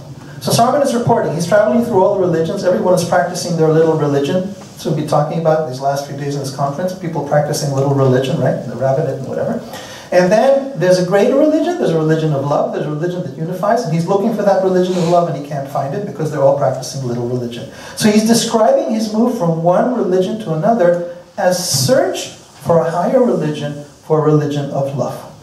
I will skip the last 2 quotes that reference contemporary or near contemporary sources who speak of Sarmad as Jewish when they should be speaking about him as Muslim. You can see them for yourself, but that means that other people continue to relate to Sarmad as a Muslim. And I will conclude with the question of what does it mean to have multiple religious belonging. Contemporary theoreticians of multiple religious belonging worry about the sense of commitment that practitioners have. Typically, people who nowadays undertake multiple religious belonging do so from a kind of mix and match supermarket mentality in which individualism, you create your own religions, and therefore there's a sense of depth of commitment, depth of erudition to a certain extent. And as Catherine Cornell says, to have serious multiple religious belonging, you need to have some primary religion and some secondary religion. This was in a nutshell. Looking at Sarmad and asking, so what kind of multiple religious belonging does he represent? I would say he represents something completely different.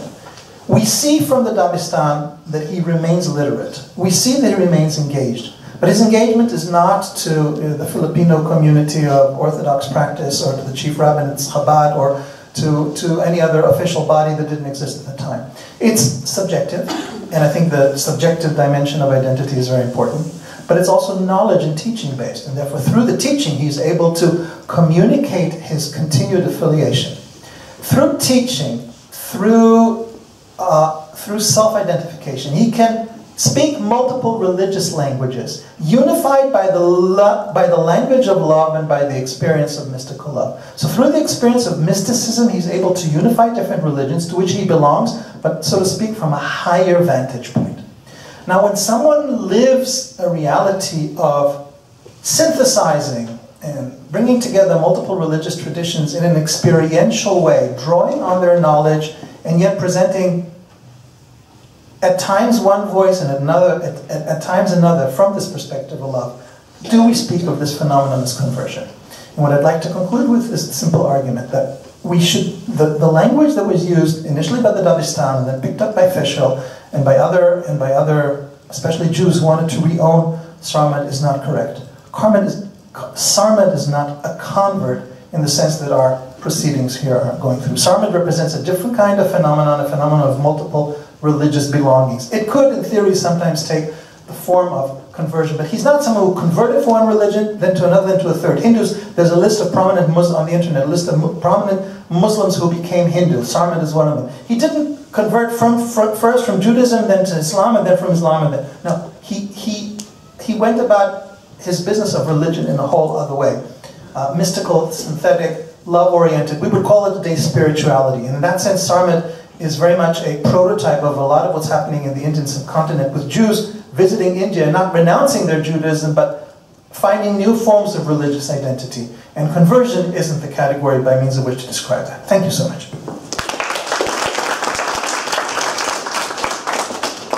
Thank you very much, and thank you all for these wonderful lectures. I think you presented us, thank you for sharing your thoughts and projects, which is really great.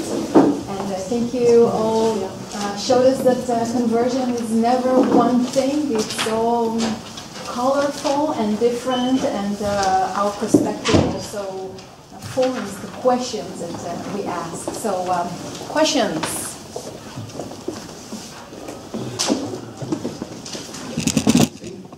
There you have an example of what you said, excuse me, where what you said Shama said. I mean, the way you interpret it, she includes everything. We have a form, we have a thing. Now, but I have she's dressed. Can you use the microphone? And she's definitely dressed.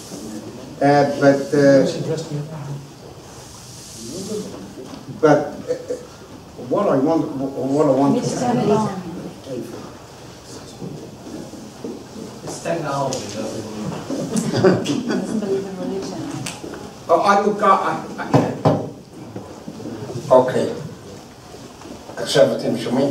Now you hear me. Anyway, but the question I want to ask you is concerned with, I don't know if all that you said hangs together, and it seems to be contradictory. Now, you on the one hand want to say that Shama was embraced all these different religions, and on the other hand, you want to say that he was this and that and that and that. Now, I don't know if the two go together. That is to say, there's different, and if it's possible, he wants to make it possible is one thing. The question is, does it make logical sense?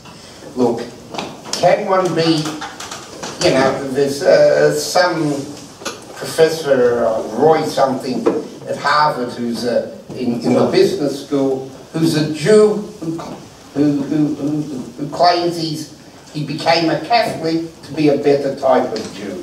He doesn't see any contradiction. Now you're not, now on the one hand you seem to be saying something like that, but on the other hand, when you were outlining your talk, you were saying he was this and then this and then this. Now, there's a difference between adding and finding something in common with them all, or the third version, that they're all saying the same message.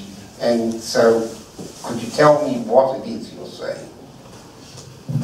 I'm of two minds. I wonder whether I should answer this, or whether I should allow for this very important question to serve as a basis for discussion, because you are not so much raising the question of inconsistency in what I'm saying. You're querying the very possibility of the notion of multiple religious belonging. And because your question is so fundamental, I would rather not repeat what I said. I'm happy to do that at the end. But I'm just wondering, does anybody else want to chime in on this point? Because it's a very, what's your name? Chaim. Chaim. This is the Chaim row. Does anybody else want to contribute to the question of the theoretical underpinnings of this question, as opposed to does it make sense in the case of Sarmad? Maybe then I'll answer afterwards. I just have a short question about Catholic law. How does they have any rules for what makes a marriage? In other words, in this country, there are people who are married because they went to a clergy person who doesn't have permission from the state. They go to a lawyer and sign an agreement. Would that be considered marriage for the purposes of what you were discussing in the Catholic Church? Yeah. Go ahead. Hugo, would you like to remind?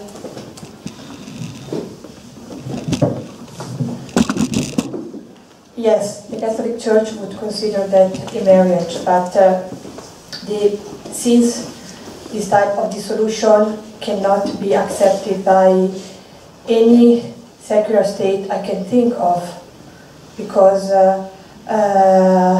I think that such a dissolution would not be regarded as valid by Jewish religious authorities, I think. And subsequently it cannot be regarded as valid by the State of Israel. The Catholic Church makes use of this possibility as less frequently as possible, as far as I understand. Excepted some situations like polygamy in sub-Saharan Africa, or cases, as I said, of persecution. So that type of marriage would be regarded as a marriage, and the Catholic Church would consider itself as competent to dissolve it if one of the parties receives a baptism. But then there are very serious issues, because the real question to me is how do the authorities of the legal system where the marriage was celebrated consider this dissolution? Because if this dissolution is not accepted, and generally it's not accepted, I mean, why should it be accepted? So we have a situation where a party is regarded as married in one legal system and unmarried in another legal system. So I cannot talk specifically about the state of Israel because I know it less well, but we had these issues in Italy, and I can talk briefly a couple of minutes if this is of interest for you. These types of dissolution in Italy were accepted until 1984. So we are not talking about centuries ago. We are talking just until a few decades ago. These types of dissolution were accepted, and also consider that in Italy until 1971 there was no divorce at all. So going to the Catholic Church was the only way to have your marriage dissolved. But after 1984, this type of dissolution is no longer accepted. This does not mean that the state does not recognize the Catholic Church's competence to dissolve those marriages. But the legal consequences only apply to the Catholic Church's legal system. The Italian state can never recognize those legal effects, and I feel that from a secular perspective this is a huge problem, because again, a marriage is recognized as valid in one legal system and no longer in another legal system. And let me make a more complicated example. If two unbaptized parties contract a civil marriage and one receives a baptism, we have a problem of clash between the civil system and the Catholic Church's system. But what about a case of a marriage celebrated according to the Jewish rite, which is recognized civil effect by the Italian legal state, and which is dissolved by the Catholic Church's authority? I mean, this is crazy, because we have the interaction of three different legal systems, each of which considers validity in different terms. Sorry, I think I'm going to read. You have this all over the world until the Supreme Court said same-sex marriage was legal, was constitutional everywhere. Yet some states where two men were married and the next state they weren't. Or you have states in the U.S. where first cousins aren't allowed to marry, and states where they are allowed to marry. So I'm just curious, is it seems from what you're saying is the Catholic Church has a very inclusive view of what marriage is. Anybody who somehow thinks they're married or goes through some, not thinks, but goes through some ceremony, not 2 men and 2 women, but it would seem that they would be under the jurisdiction of the Catholic Church. Yes, because marriage is central to the vision of the Catholic Church, like in any religion, I think. But the central point which characterizes, I think, the vision of the Catholic Church is indissolubility. The Catholic Church is so strict on this point, which make the consequence is that it allows for exceptions in very limited and specific cases. But the difference with, for example, gay marriages, those would be legal only for the state, because, okay, we have in Italy religious denominations like the Valdesians. They celebrate gay marriages in their churches, and they can do it, but those marriages can have legal effects.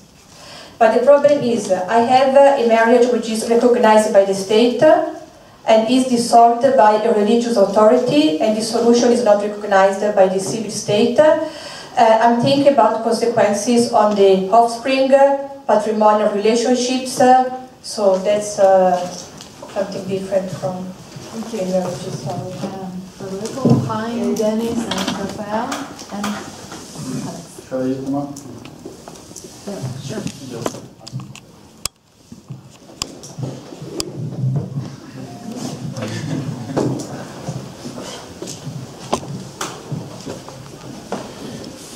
So thank you. I have 2 questions for Olga and for Alon. The first question is very simple, since we just enjoyed the conversation about this publicly on your study. Is that much more simple? If you have made a comparison between the data you collected about a couple in which at least there is a Jewish element, and ordinary couples in which there is no Jewish element. So have you seen any difference? Because it seems to me that maybe what you have shown us is that just a manifestation of post-ideological society, and just changes in society are affecting also specific patterns, especially Jewish culture, where intermarriage has always been problem since at least the time of Second Temple. The second question is, as you asked if there is a justification for being naked, of course the only thing, I think you all would agree, the only thing I could think of is there is Genesis 2:20 something, but they were both naked, Adam, and they didn't feel shame, which means actually they didn't feel shame publicly, because the idea of variation in this case is there were intimacy and they didn't feel shame for each other as a couple. The implication is that you normally feel shame towards the public. So with that, of course, very known statement, I think I could argue that what it is implying, this use of saying there is a kind of biblical or Jewish core sentiment for thinking of being liable to be naked, is that he's arguing that the very core of his sentiment or religious sentiment, it is still Jewish, especially it is before the fall, because there is a sentiment that Adam and Eve had before being banned from the paradise. So I would argue that the sophistication of the argument is very subtle by implying if you want us to be very innocent, you still have to be very Jewish in this sense. And what is the rest might be a kind of a travesty, a kind of layer that just go up in historical sense on the core of the sentiment, which is still Jewish and pre-fall. That's how I would argue. So it's not a justification for being, after the fall, being naked. So the implication must be, I feel innocent if I'm Jewish. Maybe we can gather the questions and then have the time for answers. Okay? So Chaim, Dennis, Rafael, Alex, Nadia, Ronit.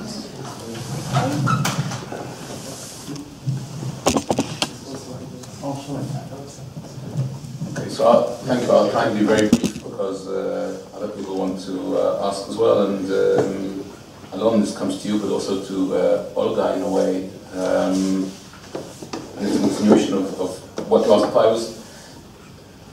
You didn't give us, I think, enough information about what the Dabistan actually is, in the sense that is it supposed to be a religious text? Is it a sort of cultural expose of different ways of life or different religions that can be found in other places? And I think that makes a lot of difference when we come to think about Salmat, because, and this goes back to what Olga was talking about beforehand when she was suggesting some sort of cultural conversion. I'm still not sure whether it's a useful concept, but I sort of understand what you're trying to say, and perhaps that's sort of what's happening here. There's no real reason to talk about conversion, because this is some sort of cultural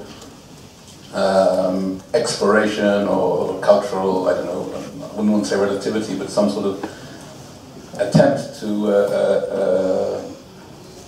do something cultural rather than necessarily religious, which brings me also to your summary, where you actually wrote at the very beginning, Salmat Said was a Jewish-born Sufi master. Now, I don't know if you're going to hold to after your exposition about as to whether he is a Sufi master, but we know of many characters throughout history who have had connections with, or who would even be prepared to be thought about as being Sufi, who weren't necessarily Muslim, right? And I can think of a number of examples, as close to Maimonides' grandsons and grandsons, and I can think of someone I worked on a lot, Ramon Lul, who had no problem at all using Sufi thought and imagery, but remained very much within the church. So why do we have to get to this multiplicity of religious identities when Sufism, in a way, right, because Sufism is so broad, it's not just one thing, right? But Sufism could perhaps just be the simple response.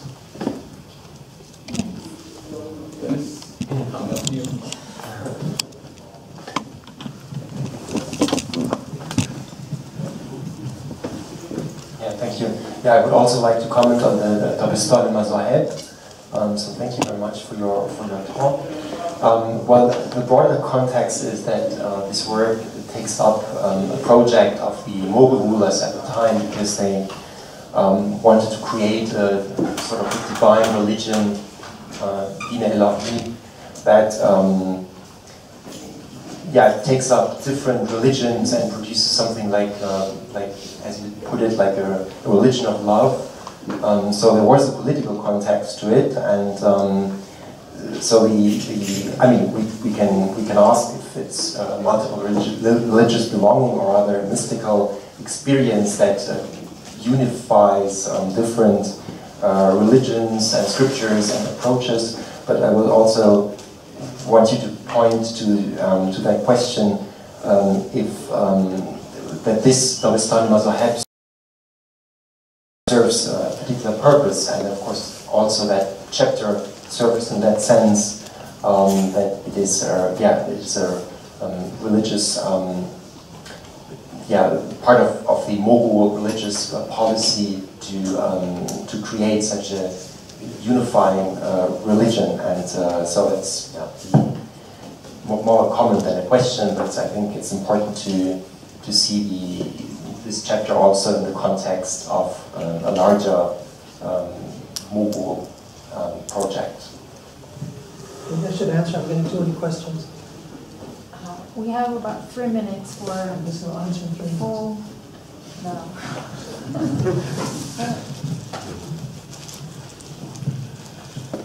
I think we should have the other questions, and then we'll have a minute each. complete task.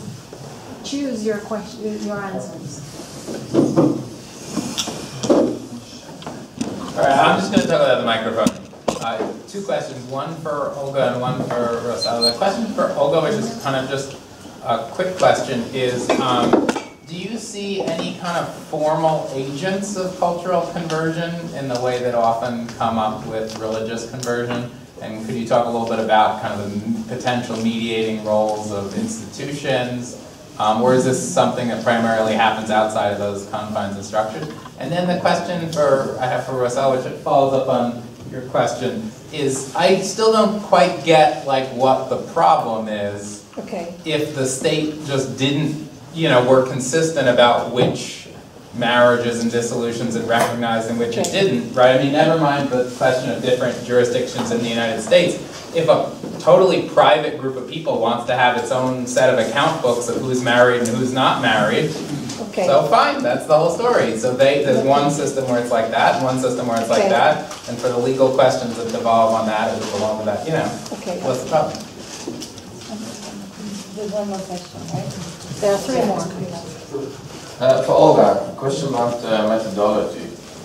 So on the one hand, you're asking the broad question of cultural conversion. On the other hand, you're studying, apart from Israeli samba guitarist in Brazil, if I remember well, like you're focusing on intercultural marriages or relationships. So I wanted to know, is this a kind of a practical way to restrict yourself?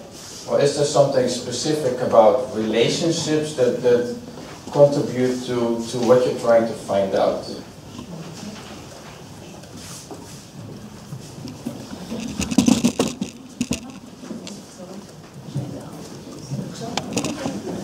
Okay, I would like to ask Rossella one thing that in fact, I have some experience with it, so that is why I really wonder. If the Catholic Church is that inclusive, how come that they recognize the right of Jewish communities to conduct their own affairs in their own way according to the Halacha, which means that it condones the divorce of Jews according to halachic norms? And as far as I know, there was never any time that this was not legal and accepted in Italy, whether by the church or by the state, including the period of the counter-reformation. I'm not talking about medieval times, when Jewish communities really had a kind of autonomy, but I'm talking even about early modern, up to nowadays. As far as I know, in Italy, all these things are perfectly legal. So. Can you repeat the last sentence? Just only words are legal. It's okay. Yes, thank you very much to all of you. My question to Olga is, first I had a comment. I think you might benefit from the very rich research that has been coming out of the research group, The Changing Family in Asia. It's a research group that has been thinking about issues of family and transnational marriage for, I don't know, at least a decade. So in thinking more about the methodology and the theoretical underpinnings of your study, might be helpful. My question is, I listened to it, you gave some very interesting examples, but I'm not sure I understood what are the stakes for you in this idea of cultural conversion, as opposed to the other terms that one might think of or one might use in a study like this. For example, the Israeli living in Brazil, we could also think of him as an example of successful integration, for example, or various other ways. So just if you could sharpen the importance for you of cultural conversion. And for Alon, and this is in continuation to Chaim's point about Sufism and the point made about the Mughal Empire, we can also think about the very common tradition in India of common pilgrimage sites, where you have a holy tomb that is visited by, I don't know about many that are visited by Jews who say Kaddish and by Muslims, but definitely by Muslims, Hindus, and Christians, for example. So, to continue the earlier comments, how do you place this story that you told us within a broader context of Indian history and Indian culture? Thank you. Thank you. Just to Olga, a small question. What is the underlying concept of culture? It seems to be very much influenced by nationality, but for the queer couple it's also a subculture. So is this a cultural conversion, or is this two people of the same subculture actually meeting in their subculture? We'll have 2 minutes each panelist. I'm keeping my role as the talking one. I'm the last one. I don't prefer. First of all, you go last.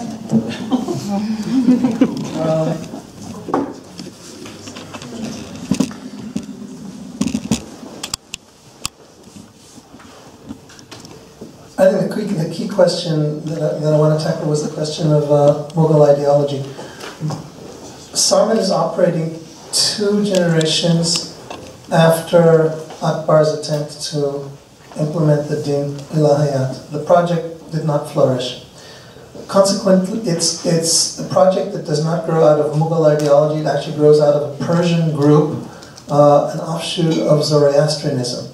I'm happy to continue the conversation later and to be corrected, but as far as I know, the factual basis of what you're saying is incorrect.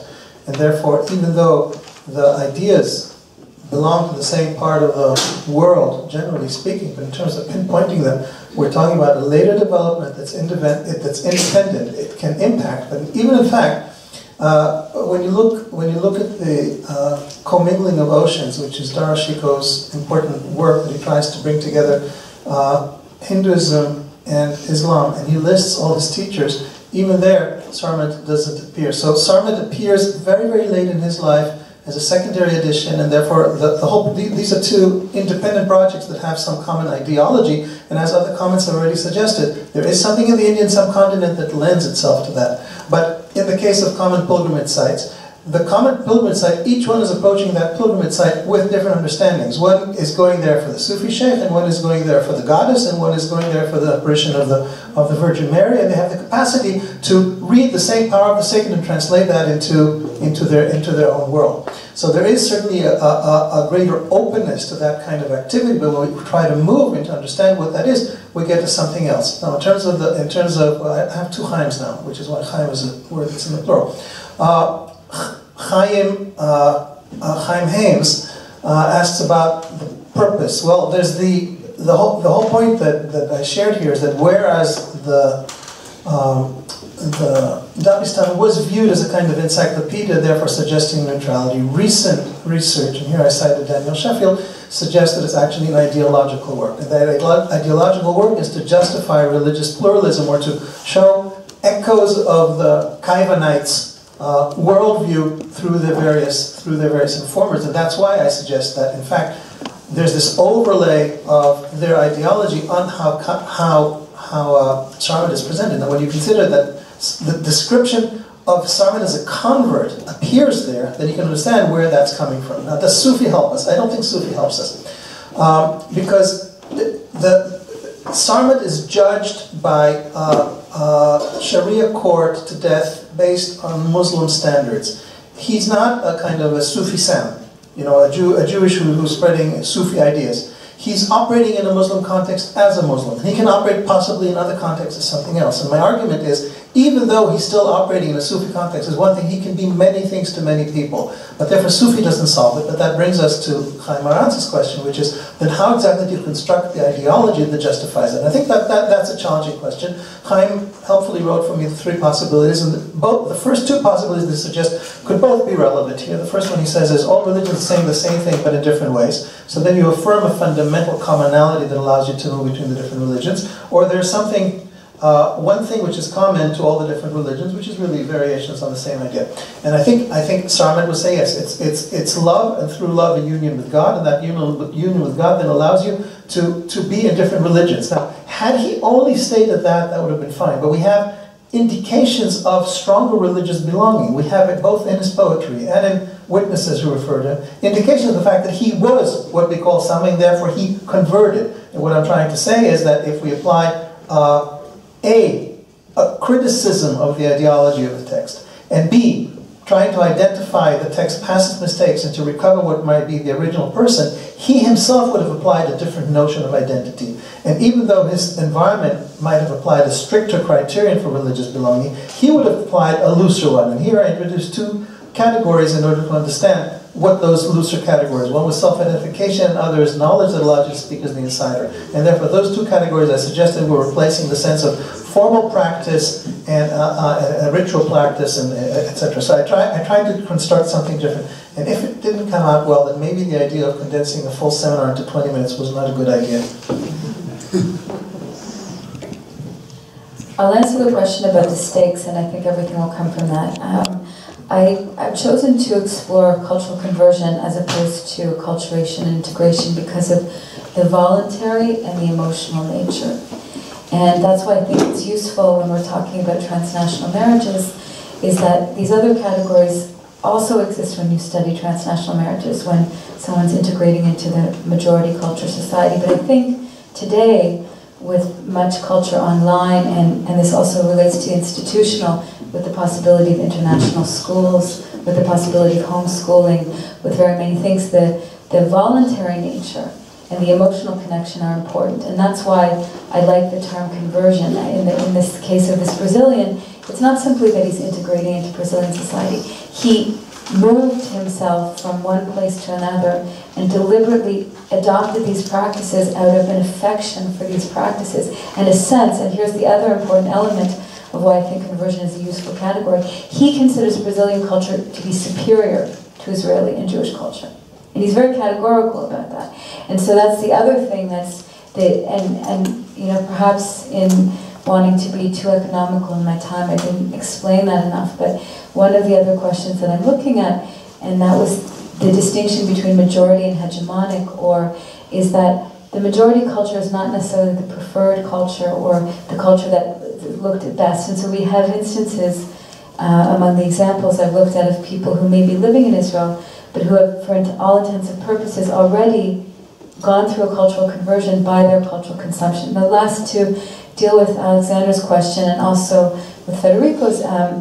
So the methodological underpinnings, I think that cultural conversion is simply one other category to look at in looking at the many manifestations of what mixed marriages look like. And I want to get away from simply considering identity and looking at real practice. I'm very influenced by British empiricists, and I want to know what language do people speak, where do they school their children. That's moving to the question of institutional mediators.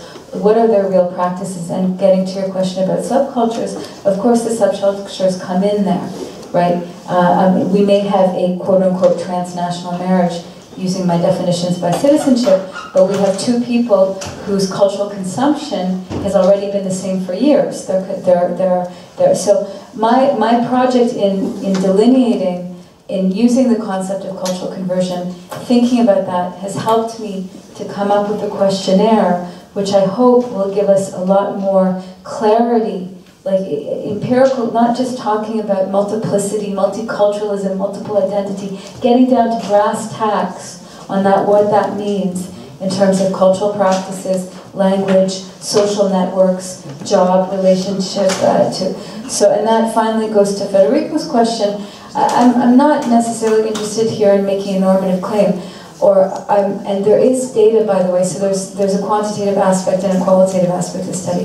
There is data that divides out FSU, former Soviet Union, non-halachic Jewish, Christian and Muslim, and Jewish Israelis. So I have a way of dividing that, and my qualitative study is, it's underway, but it's not finished, but it's considering these different options. And there is no easy way to do, I've chosen citizenship as divider, but I'm using all these categories to make differentiations. The problem, from a secular perspective, if I enter a civil marriage, so a civil marriage before a civil authority, and the Catholic Church, which is a religious authority, dissolves that marriage, for the state it is a problem, because the state cannot recognize this decision taken by a religious authority. And that happens everywhere, because it's the principle of sovereignty Why doesn't the state just not recognize it? Then what's the problem? Because this is a matter which the state considers as falling within its own competence. We can talk in the coffee break if you like. I didn't say that the Catholic Church is inclusive. I think that somebody else said it. The Catholic Church aims to be universal, which is different, I think. And a question I have is, well, from a Catholic perspective, no problem. But I wonder from a Jewish, Islamic, or any other religious perspective, how it is felt the fact that a marriage which is regarded as valid within Judaism or Islam or whatever religion is dissolved by an external religious authority. So I see a problem, but maybe it's just my perception. So I didn't say it's inclusive. I'm saying that in its attempt to be universal, there is the risk of interfering into other religious autonomy. So I try to be as quick as possible. Well done. Thank you very much, everybody, and thank you.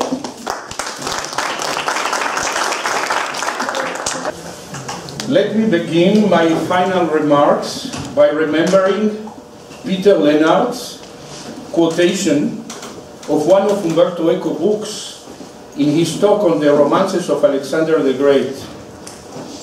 Today, instead of employing Eco opera aperta to claim how much narratives can be endlessly reinterpreted, reinvented, or, if you wish, reconverted, I would evoke Eco's Lector in Fabula to remind that the reader's and the listener's task is to give full meaning to any discourse which otherwise remain incomplete.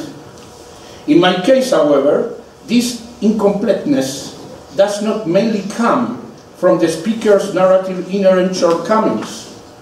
It rather stems from my own impossibility to attend all the talks of this wonderful conference, feeling simultaneously ashamed, although driven by a sense of insolence or chutzpah.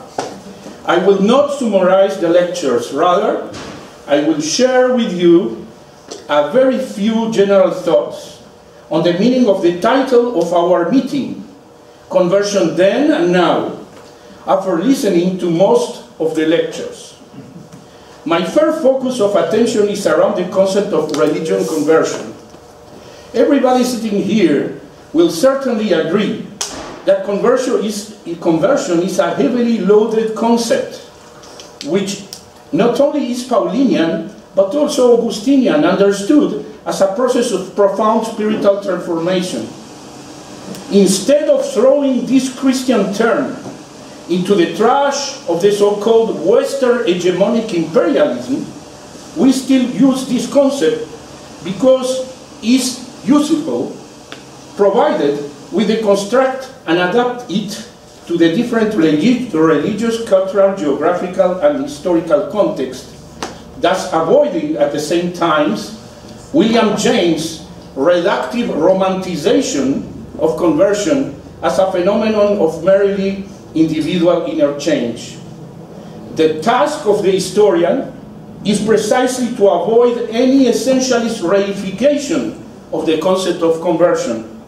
However, the danger of endorsing an opposed, purely heuristic approach in the name of historical details means the disappearance of religion conversion as a universal category, by diluting it into a myriad of unique cases. Identitarian solipsism and almost Heraclitean exoticism will thus take place of inductive and deductive understanding of conversion. In order to avoid both traps, the research professor of psychology and religion, Louis Rambo, he had to come here, suggested in his Understanding Religious Conversion, Yale 1993, an all-encompassing approach You see the schematic, yeah? We take into consideration the role of society and power in the conversion process, along with psychological and theological individual quests. Rambo's phenomenological approach uses history only as a means to understand religious conversion. However, history is not employed by him as a priest to understand the conversion process.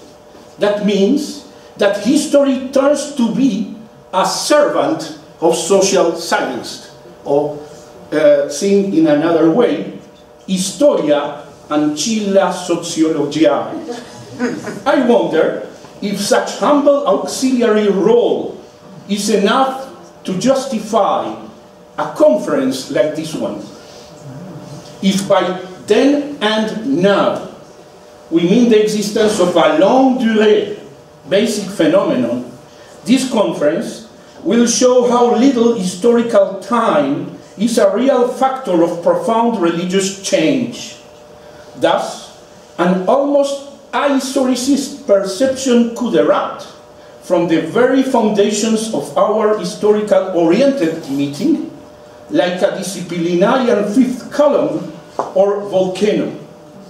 In order to find some consolatory relief to such an impasse, an important contribution of the historian to the social sciences could be the use the conversion phenomenon as a fruitful platform through which it could be possible to monitor notorious historical phenomena such as state building, nationhood, gender identity, economy, or even architecture. During these days, we receive a lot of such important inputs. In this way, historians will call to social scientists never to look at conversion as a merely closet autarkic phenomenon, but as an interacting one with other spheres of human existence. This is, of course, a very respectable, but still, I believe, it is a limited disciplinarian task. If instead we speak about then and now, as implying a chronological evolving phenomenon, the question will be how to integrate so many and variegated cultural contexts in which occurred conversions into broader historical periodizations. This is a task which almost inevitably entails oversimplification and inaccuracies. Having a huge margin of error and being always debatable, I still believe that this exercise of a macro-historical history of conversion could be meaningful also to those historians who privilege detail over big panoramic tableau. I will end my talk by briefly mentioning three possible macro-historical paradigmatic shifts of many regarding religious conversion. The first paradigmatic shift has to do with what we call today the Abrahamic religions. It departs from what the German Egyptologist Jan Assmann called mosaic difference, which led to the emergence of religious monotheistic monotheistic religions, which are by definition more intolerant regarding the inclusion of parallel religious systems than the polytheistic religions, through the advancement of an idea of a true God as against false deities. Following Assmann, with the emergence of Judaism, Christianity, and Islam, religion conversion implies either spiritual upgrading or, in the contrary case, a regression. Conversion becomes, to paraphrase Ammianus, if not necessarily to join a simplex religion, certainly to a religio absoluta, which calls to total commitment.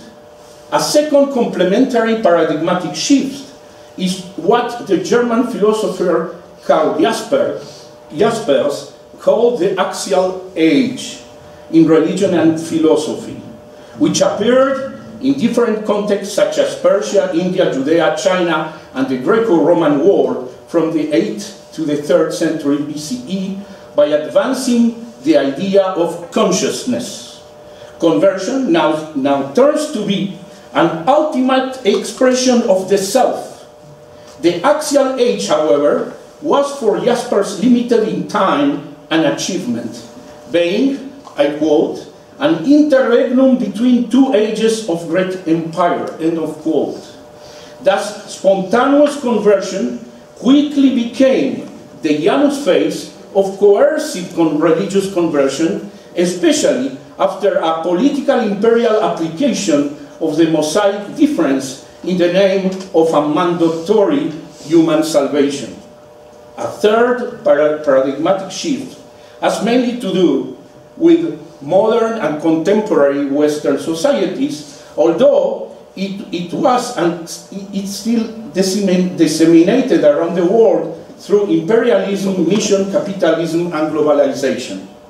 This has to do with what the Canadian philosopher Charles Taylor identified as a secular age after Max Weber's association of modern times with secularization. Religion might now have assumed a marginal place in the public and intellectual culture of our time as a consequence of a modern sense of disenchantment of the world.